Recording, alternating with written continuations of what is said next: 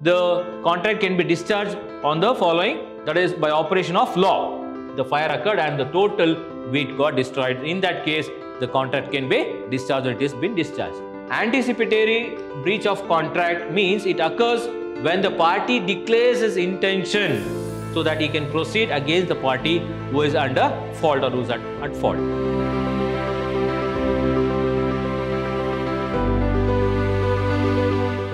Hi and a warm welcome to you all dear students. I, George Elime, Commerce Faculty, Department of Commerce, Vidhyaashram First Grade College, MYSURU, the Temple of Excellence.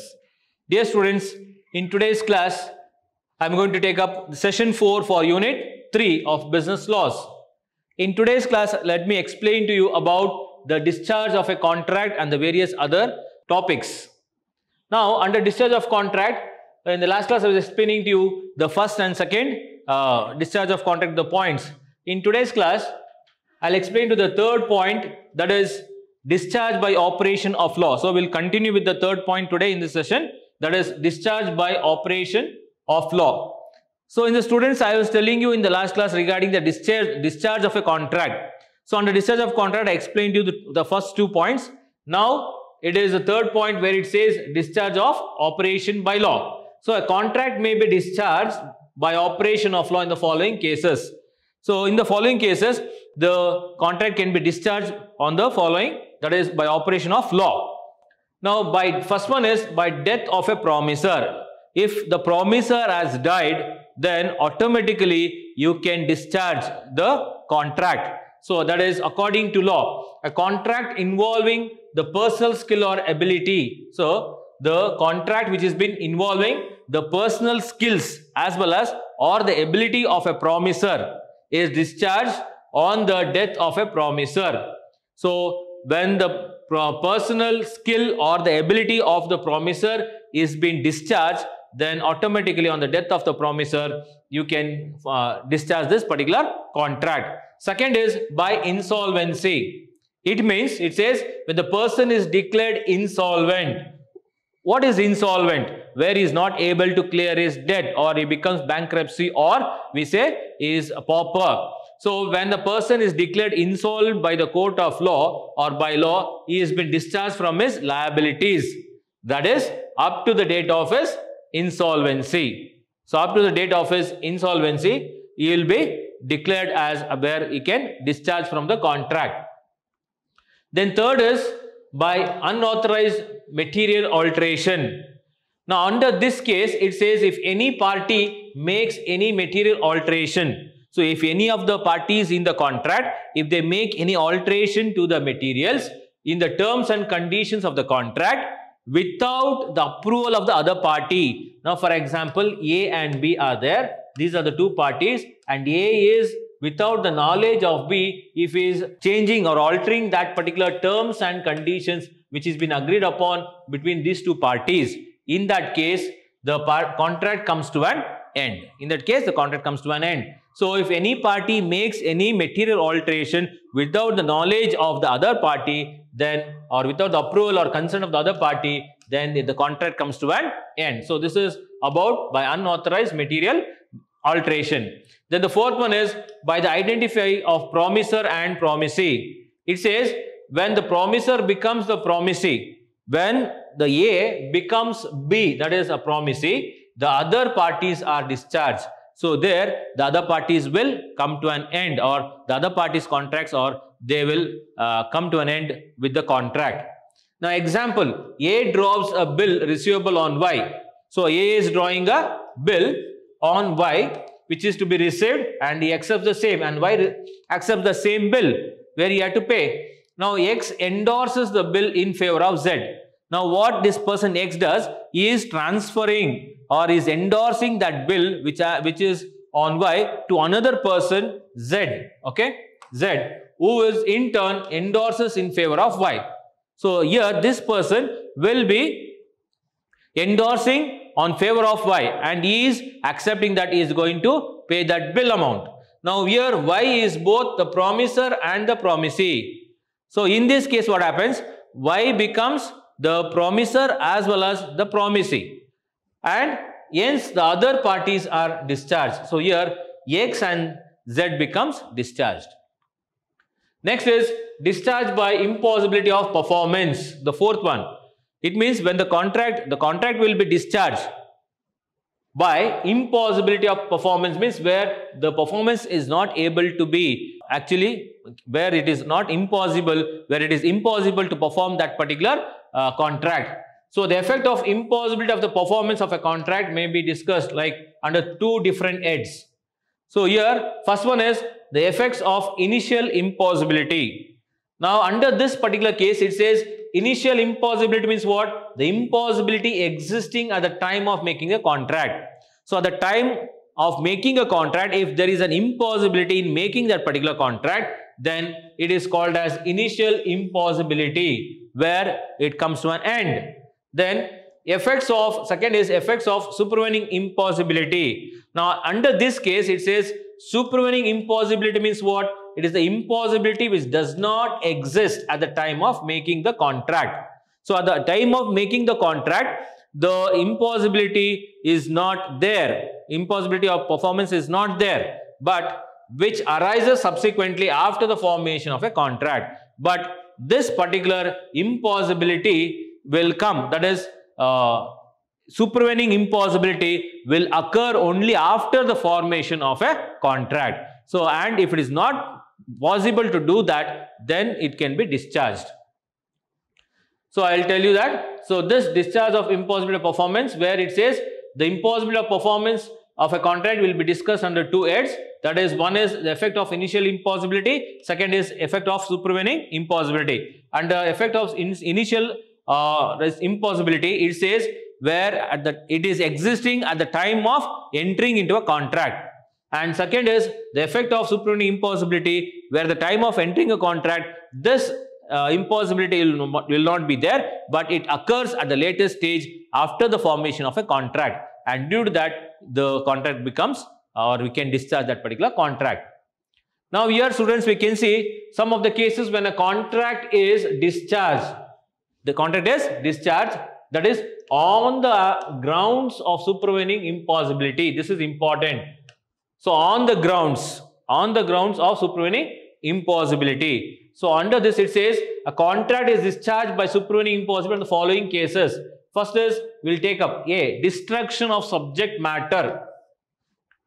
Destruction of subject matter means the contract will come to an end. The contract will come to an end, or it has been discharged if the subject matter of that particular contract is been destroyed.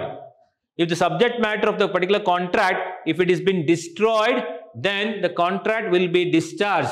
That is, after the formation of a contract without any fault of the parties.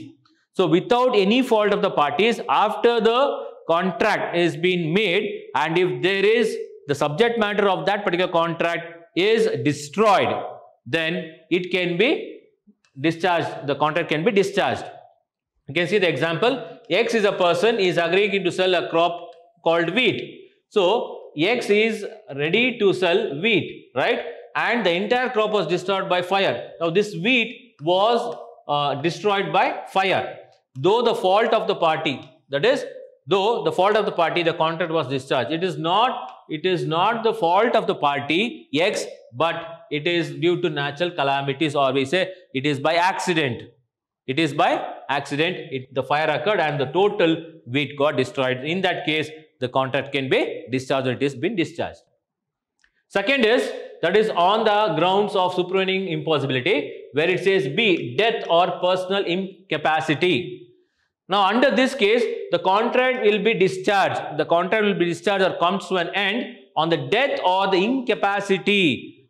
Death of a party, or the incapacity, or where he is not able to perform his duty or the obligation to another party, or the illness of the person, if he is sick and is laying, and if the performance of contract depends on his personal skill or ability. Now when a party to a contract, if he is sick and is not able to do his obligation on his part, that is, he is not able to give his personal skill and ability and obligation to do on the other side, or for the other party, and he may be, sometimes the person may have died, or if the party, or he may be sick, as well as he is not having that capacity to do that particular obligation or promise which he has made to the party, in that particular case, the contract will be discharged.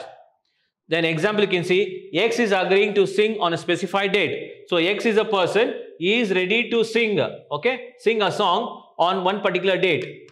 So on one particular date. But X fell seriously ill. Now X is suffering from fever, is having some fever, and he could not perform this song, he could not sing on that particular date. So the contract was discharged. So when he is not able to do on this particular date, then the contract becomes void, or it is cancelled. Next is declaration of war. So the pending contracts at the time of declaration of the war either suspended or declared as void. So this is also a case which is coming under the cases of when the contract has been discharged on the ground of supervening impossibility. So on that case, it says declaration of war where the pending contracts, the contract which has been pending, not yet started, or the pending contracts at the time of declaration of the war between the two countries, then that particular contracts will be discharged, or it will become void. Example, X contracts to take a cargo from Y. So X wants to taking a cargo from Y. Now that is at a foreign port. So it is in a foreign country. Now X government afterwards declares a war against the country in which the port is situated. Now here, this particular country Y, in where the Y is residing, there they declare the war, and thereby what happens, the contract becomes void and that war is declared. So here you cannot, X cannot take from Y, that is the goods, or which is to be taken from the port, because the war is declared, and there becomes, this particular contract becomes end, or comes to an end, or it becomes void, and it cannot be into action, but it will be discharged. Next is change of law. Now under this case, the contract is discharged if the performance of the con becomes impossible or unlawful.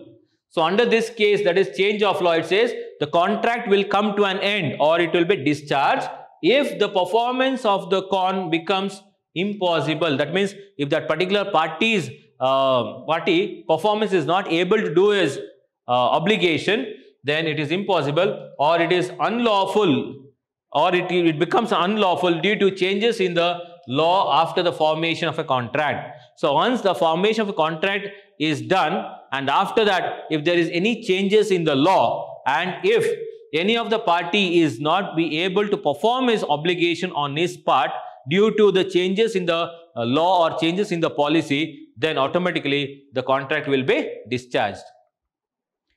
So these are about where the cases when a contract is discharged on the grounds of supervening impossibility on, I told you.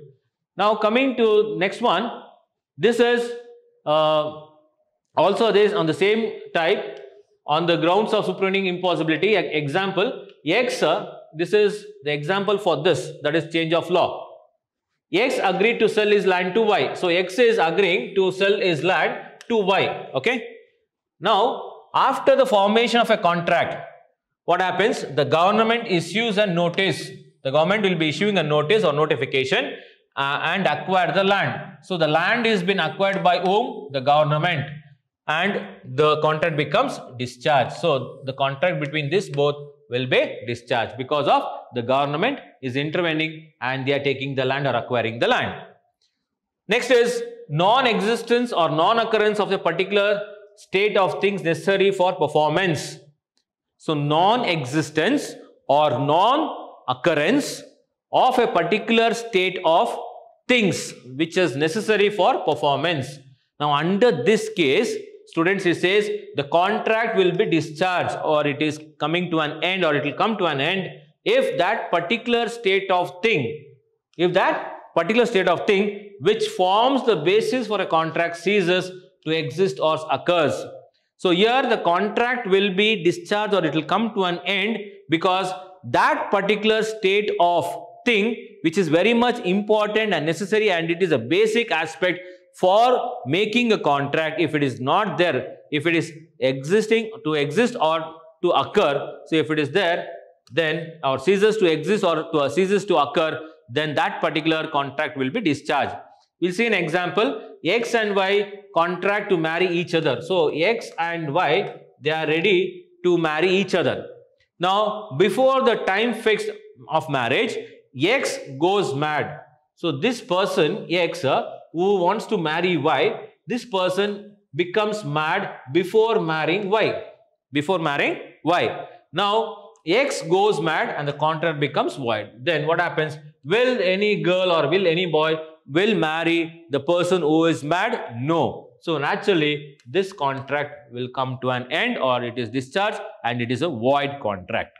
So the next, it says impossibility. That is the next. This is the second important heading where you can see the cases when the contract is discharged on the grounds of supervening impossibility. Contract is not discharged. Students, be clear with this.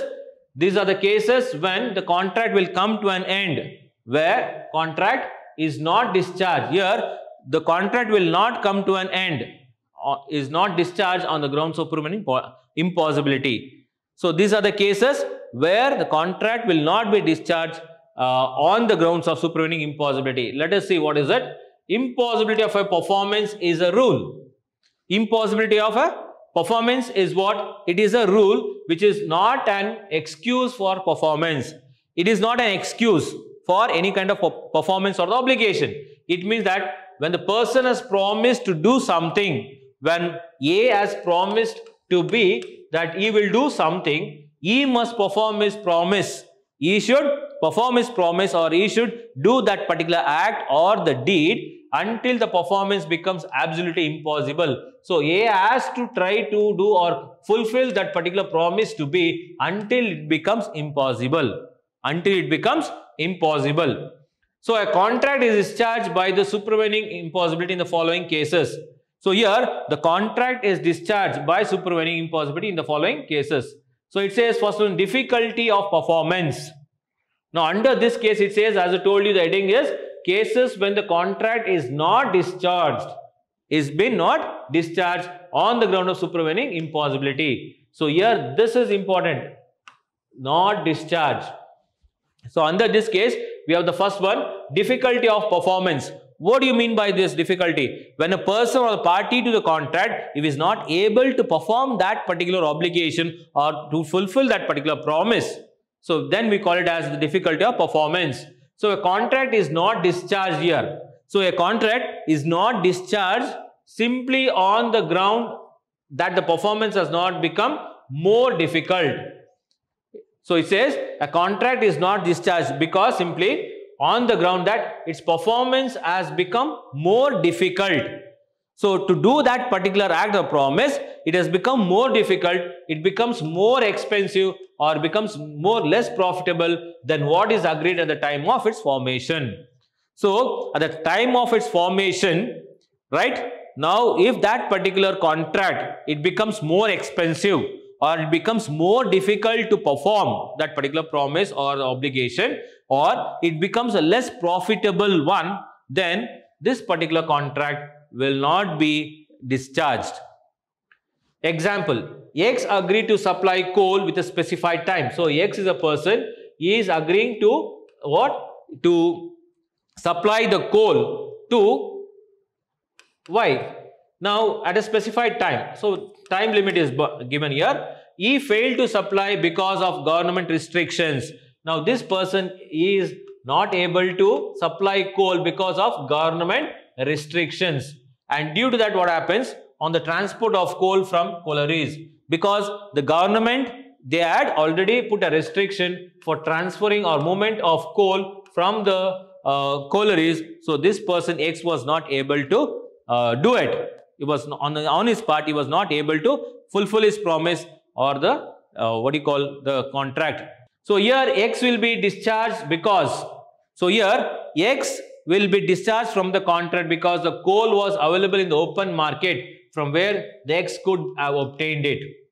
So just because the government has put a restriction where he cannot transport the goods from the collieries, he cannot say that I cannot do it. But there is an option for him. X is an option because where he is getting the coal if it is not able to transfer it, he can easily go to the open market where it is available. So coal is available in the open market from where X could have taken it or purchased it and he could have supplied it. But he did not do that. But instead, he said, because I was not able to transport the goods, I was not able to supply just because the government regulation. So under this case, he says X will be discharged from this particular contract. Now, commercial impossibility.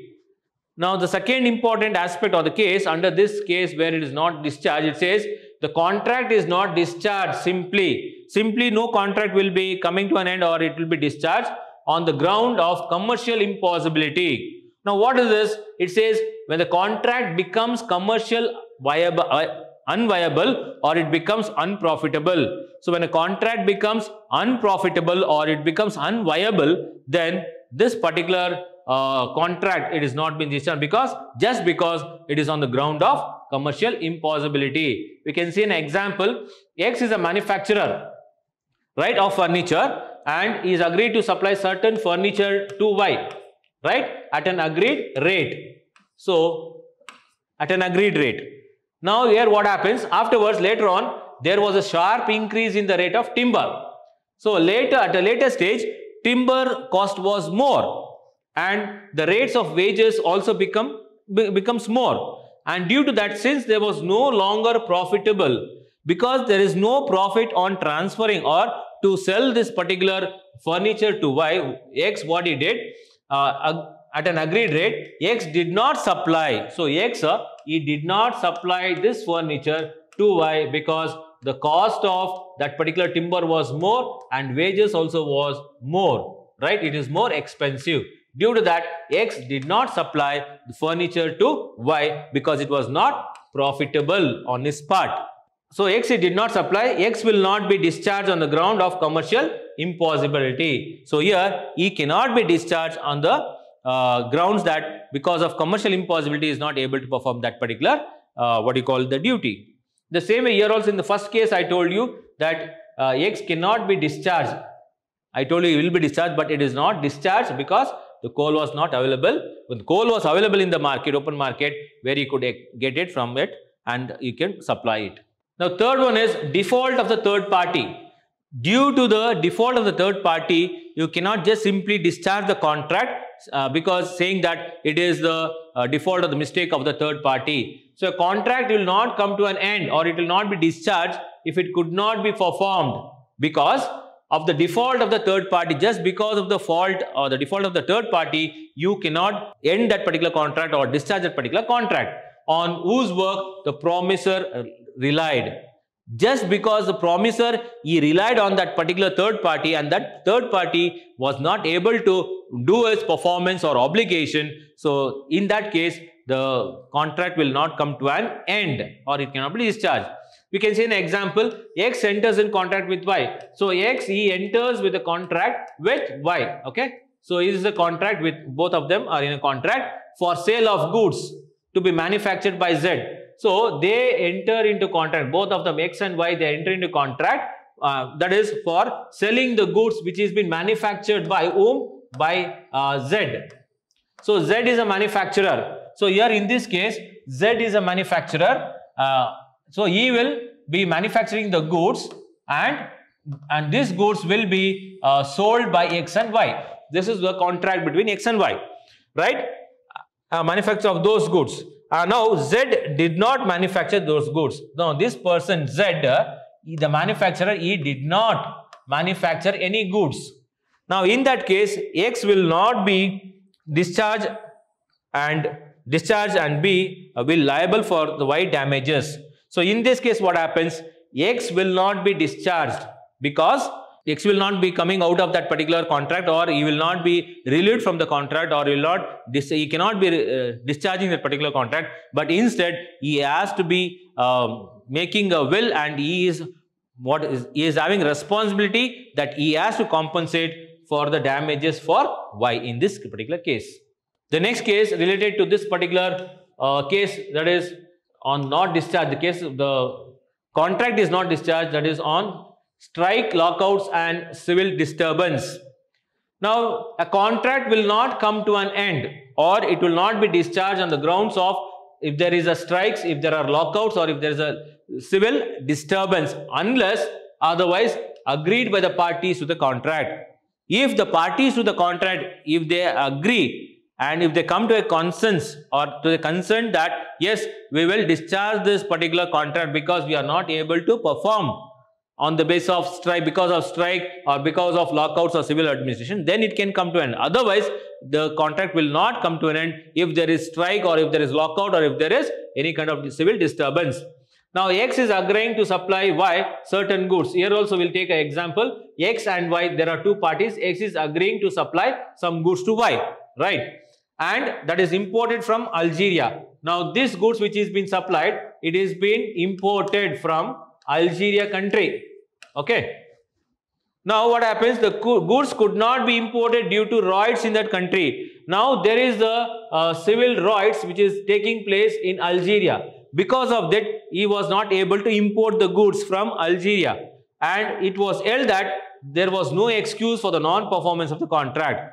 So, here, in this case, they said that you cannot give an excuse, that is for the non-performance of the particular contract. Just because there is some civil rights, you cannot say, come on, I will come to an end of this particular contract or discharge this contract. No. So it says that it was held that for X, it was that there is no excuse can be given for this non-performance of a contract.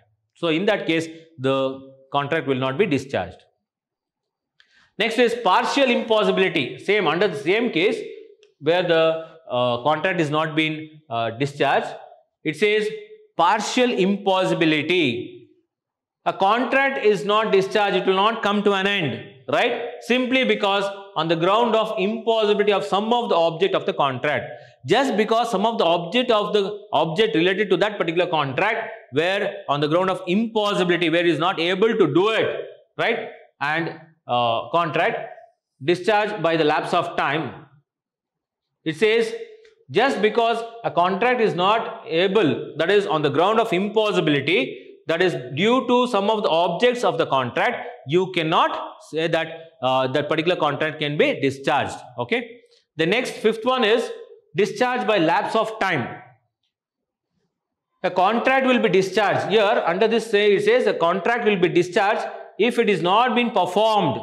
If it is not been performed, or if that particular obligation or promise is not been completed, or it is not been enforced within that stipulated time period, then it is called as period of limitation. Now this Limitation Act 1963 has prescribed in different periods of the different contracts. Example, now period of limitation for exercising rights to recover the debt is 3 years. So according to this act, it says the period of limitation is they are giving the right to recover whatever they are given as a debt for 3 years. So within that stipulated 3 years, the debt has to be recovered. And to recover an immovable property is 12 years. So here, if you are selling it, or if you are selling or you are giving on a lease, so that is the immovable property, then that is for 12 years. The contractual parties cannot exercise the rights after the expiry period of limitation. So under this particular law or the act we have seen here, that is Limitation Act of 1963, it says that the contractual parties, those who are in contract, those who are having a contract between that is between the parties, so they cannot exercise their rights. They cannot claim their rights after that expiry period of limitation. Once the expiry period of limitation is completed or comes to an end, then the parties to the contract will not have any kind of rights over that particular properties or particular debts. Next is discharge by breach of contract. Here, under this particular case, it says a contract is said to be discharged by breach of contract. That is, if it is not done, if that particular contract is not being done, if any party to the contract refuses to fail the performance, so under this case, that particular party where any of the parties to the contract, if they refuse to do that particular work or to complete or that particular promise which they have made to each other, or to perform that particular part of that particular contract, or by as act which is impossible to perform his obligation of this particular contract, then the particular contract is called as discharged by breach of contract. That means you can come to an end of that particular contract, or you can discharge that contract because of breach of contract, because they have not done their obligation or not completed their obligation on their part, or if they refuse or if they fail to do that particular act or the deed. Next is a breach of contract may occur in the following two types. One is anticipatory breach of contract. Second is actual breach of contract.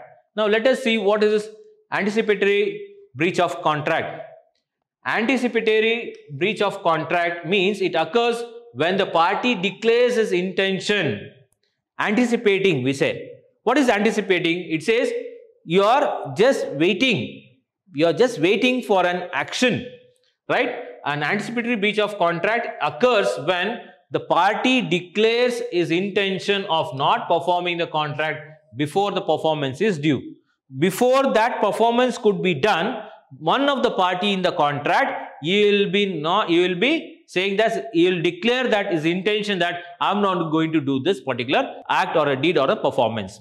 So before that particular work or that particular promise could be done, before itself, one of the parties, either of the parties, they will say that they will give an intention that, or they will declare themselves and their intention that I am not going to do this particular performance. Second is actual breach of contract. Under this, actual breach of contract occurs in the following two ways. It has two things. One is on the due date of performance, and second is during the course of performance. Now let us see what is this on the due date of performance. So on the due date of performance means if any of the party to the contract refuses or fails to perform is part of obligation of the contract, that is at the time fixed of the performance, then it is called an actual breach of contract on due date of performance. Now for example, you can see if X and Y, there are two parties. In that, if X is saying that according to this particular case on the due date of performance, X, he has to sing on that particular date, but X is not singing on that particular date. When he is unable to perform or when he fails to perform this duty or obligation, then on that particular day of performance, due date of performance, then that particular contract will be coming to an end. Or again, one more example, A and B are there. So in this case, A is saying that I will be supplying some goods to you on this particular date, and on that particular date, when it comes, if he does not supply these goods to B, then this particular contract will come to an end. Second is during the course of performance. So it says if any of the party has performed the part of the contract. Now for example, A and B are there. In that, A has saying that he is going to supply some goods to B, but he is going to supply only the part of the goods, only the part, 50% only of the part of the goods is been supplied. Example I am saying, okay. So a part of the contract, and then refuses or fails to perform the remaining part of the contract, then this particular contract is called as the actual breach of contract during the course of performance. So at the time of doing the performance, that is at the course of doing the performance, during that time, if X is supplying only 50% of the goods to B and remaining 50% if he does not supply it, then that particular contract is called as the during the course of performance, where it can be discharged, because he has supplied only 50% at the time of performance and remaining goods is not being supplied. Now coming to the consequences of breach of contract. Now under this particular consequences of breach of contract, it says the arrived party, that is the party not at fault. If any of the party who is not is fault, right, is discharged from his obligation. So if any of the parties, if it has been discharged from the contract or from his obligation and gets rights to proceed against the other party at fault. So for example, A and B are there. So in this case, A is the party where he says he is there is no fault on him, That is, he supplied the goods to B, but B is a person where he has not paid that amount for taking that particular goods from A. So in that case, A has a right to sue him in the court of law and get the damages or whatever the loss, or he can claim the suit and make him as a faulter in the court of law. So this is the consequence of breach of contract. If that particular contract is come to an end, and in that case, if any one of the party, there is no fault on his part, and the other party, because of the other party, the contract has come to an end, and in that case, the other party, that is the party who no fault is there, he can go to the court of law and sue him, and he has the right so that he can proceed against the party who is under fault or who is at fault. So students, these are the various topics which I have covered to you today. So these are very important cases. So it can be asked for any 5 marks or it can be asked for 10 marks. So please concentrate on this and study for your examination point of view, right? So in the next session, that will be the last session for this particular topic or particular unit. So the next session will be the last session where we'll be seeing which are the remedies for the breach of contract, right? So in that case, that will come to an end of that particular unit. So see you in the next class. Until then, take care. Have a nice day. Thank you, students.